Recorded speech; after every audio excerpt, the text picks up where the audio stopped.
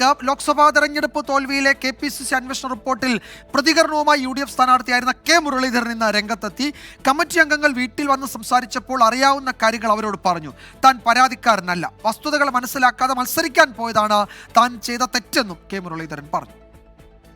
Party 2 സീറ്റുകൾ തോറ്റതിനെ കുറിച്ച് ഗൗരവത്തിൽ കാര്യങ്ങൾ കാണുകയും ശ്രീ KC ജോസഫ് ചെയർമാനായിട്ട് കമ്മിറ്റിയെ വയ്ക്കുകയും ചെയ്തു. പിന്നെ ഞാൻ പരാതി പറയാത്ത സാഹചര്യത്തിൽ എന്തിനാണ് അന്വേഷിക്കുന്നത്, എന്തിനാണ് ആ റിപ്പോർട്ട് എന്താണെന്ന് എനിക്ക് അന്വേഷിക്കേണ്ട കാര്യമില്ല. വസ്തുതകൾ മനസ്സിലാക്കാതെ ഒരു സുപ്രഭാതത്തിൽ മത്സരിക്കാൻ പോയതാണ് എനിക്ക് പറ്റിയ തെറ്റ്. അതിന് മറ്റാരെയും തലയിൽ കുറ്റം ചാർത്താൻ ഞാൻ ആഗ്രഹിക്കുന്നില്ല. മാത്രമല്ല, ഇതുവരെയായിട്ട് കഴിഞ്ഞ കുറേ കാലമായിട്ട് ഒരു റിപ്പോർട്ടിന് നടപടി പാർട്ടി സ്വീകരിച്ചിട്ടില്ല. ഇന്നലെ ചില ചാനലിൽ കണ്ട റിപ്പോർട്ട് ഫേക്കാണോ അതോ ആരെങ്കിലും ചോർത്തി നൽകിയതാണോ എന്നുള്ള കാര്യം എനിക്കറിയില്ല. കാരണം ഞാൻ റിപ്പോർട്ട് കണ്ടിട്ടില്ല. അതേസമയം തൃശൂരിൽ സുരേഷ് ഗോപിയെ ജയിപ്പിച്ചത് കോൺഗ്രസ് നേതാക്കളെന്ന് CPM തൃശൂർ ജില്ലാ സെക്രട്ടറി MM വർഗീസ് പറഞ്ഞു. KPCC അന്വേഷണ റിപ്പോർട്ടിലെ വിവരങ്ങൾ തെറ്റ് എന്ന് കരുതുന്നില്ല. അനിൽ അക്കര K. മുരളീധരന്റെ തോൽവിക്ക് വേണ്ടി പ്രവർത്തിച്ചെന്നും അദ്ദേഹം ആരോപിച്ചു. വന്ന വാർത്ത ശരിയാണെങ്കിൽ ഇവർ നേതാക്കന്മാർ തന്നെയാണല്ലോ ഈ സുരേഷ് ഗോപിയുടെ വിജയത്തിന് ഉത്തരവാദികൾ.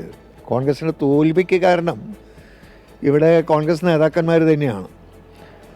അന്ന് DCCയുടെ പ്രസിഡൻ്റായി വർക്ക് ചെയ്യുന്ന ജോസ് വള്ളൂർ, പിന്നെ TN പ്രതാപൻ, അന്ന് അയാൾ MP ആണ്.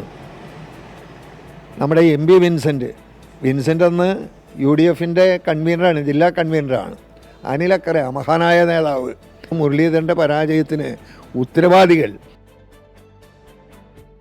അശ്വിൻ പാലാഴിയിലേക്ക് ഒരിക്കൽ കൂടി. അശ്വിൻ, ഇപ്പോൾ K. മുരളീധരൻ പറഞ്ഞതിലൊരു പ്രധാനപ്പെട്ട കാര്യമുണ്ട്. കഴിഞ്ഞ കുറേ നാളുകളായി ഈ അന്വേഷണ റിപ്പോർട്ടുകളിൽ ഒന്നും പാർട്ടി എന്തെങ്കിലും ഒരു നടപടി എടുത്തതായി തനിക്കറിയില്ല.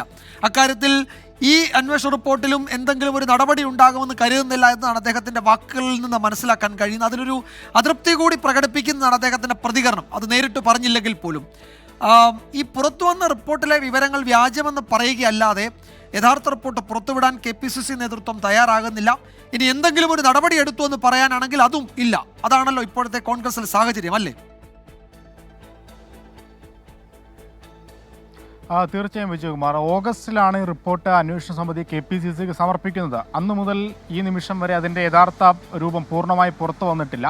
പുറത്തു വന്ന റിപ്പോർട്ടാകട്ടെ അത് വലിയ വിവാദമാകുകയും ചെയ്തിട്ടുണ്ട്. അതിൽ ഒരു പേജ് മാത്രമാണ് വ്യാജം എന്നുള്ളതാണ് ഈ സംഭവവുമായൊക്കെ ബന്ധപ്പെട്ട് ആരോപണ വിധേയനായ അനിൽ അക്കര അല്പസമയം മുമ്പ് തൻ്റെ ഫേസ്ബുക്ക് പേജിൽ വിശദീകരണമായൊരു വീഡിയോയിൽ പറയുന്നത്. ബാക്കി പേജുകളെല്ലാം അത് യഥാർത്ഥ റിപ്പോർട്ടിൻ്റെ ഭാഗമാണ് എന്നും കൂടി അദ്ദേഹം പറയുന്നുണ്ട്.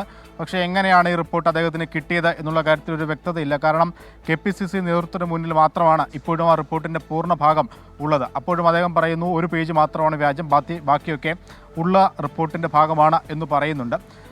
അതൊരു മലക്കം മറിയൽ കൂടിയാണ് വിജയകുമാർ. കാരണം ഇന്ന് രാവിലെ വരെ അദ്ദേഹം പറഞ്ഞത് ഈ റിപ്പോർട്ട് പുറത്തുവിട്ടത്, അതായത് വ്യാജമായി ആ റിപ്പോർട്ട് ചമച്ച് ആ വ്യാജരേഖയുണ്ടാക്കി വ്യാജ വാർത്ത പുറത്തുവിട്ടത് 24 ന്യൂസാണ് എന്നുള്ളൊരു ആരോപണമായിരുന്നു അനിൽ അക്കര പുറത്തുവിട്ടിരുന്നത്. പക്ഷേ നമ്മളതിന് പിന്നാലെ ഇതിൻ്റെ കൃത്യമായ വിവരങ്ങൾ പുറത്തുവിട്ടു.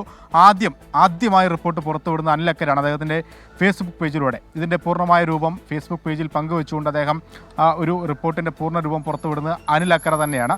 അതിലാണ് അല്പസമയം മുമ്പ് ഫേസ്ബുക്ക് പേജിലൂടെ ഒരു വിശദീകരണം അദ്ദേഹം നൽകിയിരിക്കുന്നത്. കേരളത്തിലെ ഒരു മുതിർന്ന മാധ്യമ പ്രവർത്തകൻ തന്നെ വിളിക്കുന്നു, ഇത് ശരിയാണോ എന്ന് ചോദിക്കുന്നു. അപ്പോഴും ആ റിപ്പോർട്ട് തൻ്റെ കൈവശമുണ്ട്, അത് തെറ്റാണ് എന്ന് അദ്ദേഹത്തോട് പറയുന്നു. അതിലെ ഒരു പേജ് മാത്രമാണ് തെറ്റ് എന്ന് അദ്ദേഹത്തോട് വിശദീകരിക്കുകയും ചെയ്യുന്നു. പിന്നീട് നേതാക്കളടക്കം വിളിച്ച് ചോദിക്കുകയും ചെയ്യുന്നു എന്നൊക്കെ അദ്ദേഹം പറയുന്നുണ്ട്. എന്നാലും എപ്പോഴും എവിടെ നിന്നാണ് ഈ റിപ്പോർട്ട് തനിക്ക് കിട്ടിയത് എന്നുള്ള കാര്യത്തിൽ ഒരു വ്യക്തത അനിൽ അക്കര നൽകുന്നില്ല. എന്തായാലും ഇപ്പോൾ വലിയ വിവാദം അതുമായി ബന്ധപ്പെട്ട് കോൺഗ്രസ് പാർട്ടിക്കുള്ളിൽ തന്നെ നടക്കുന്നുണ്ട്.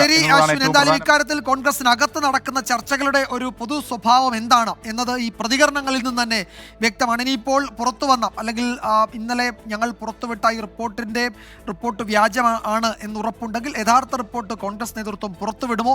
ഇനി റിപ്പോർട്ട് പുറത്തുവിട്ടില്ലെങ്കിൽ തോൽവിക്ക് ഉത്തരവാദി എന്നീ സമിതി കണ്ടെത്തിയവർക്കെതിരെ നടപടിയെടുക്കുമോ എന്നൊക്കെയുള്ള ചോദ്യങ്ങൾ ഇപ്പോഴത്തെ CPM-ഉം CPI-യും ഒക്കെ ചോദിക്കുന്നുണ്ട്. അതിനുള്ള പ്രതികരണം, മറുപടി എന്താണ് എന്നുകൂടി KPCC നേതൃത്വം വിശദീകരിക്കട്ടെ.